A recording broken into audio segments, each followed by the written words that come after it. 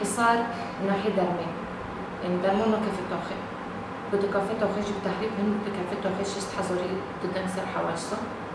ببي بحسن جي درمي حواجصنا جي لعودك لفرضا مشكلة درمين مشكلة هاي أساسا مشكلة لأنه ملات بداية توخي الشيخ محصول وأشرفي ملات برتة تشيبية يعني نزوح برتة تشيبية إيش شعبة هوتية إيش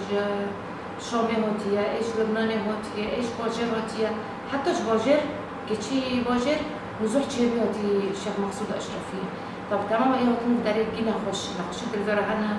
نخش صرع هنا نخش ضغط هنا إيش يكر هنا نخش درمان كوب يعني درمان حفك داري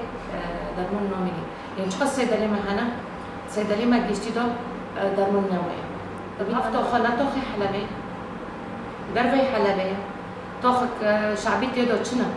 يوهيدنا ما يوهيدنا شعبيتي دو كرمانجة عرب شركاسة تركمانة يعني أرمنة مسيحية الشعب جيشتي ده يعني أم دخوزن محلك إيش بتشتري ربيبنا هدف شيء إيش بتشتري درمين سنة سنة قد كي سنة تركمون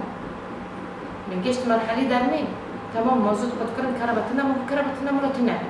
الشعب جي معنا مش نعم ذيك كربة مش بس واري فيدر مجدورني تاخد مستي معظم زوروك هنا بير هنا ختيار هنا إنسان النخش بحاجتي أو مفرق اللي كوربن هنا قدرنا نمنا بيه إنسانك تشوفه بيه لكن إنسان بمر إنه إنسان اللي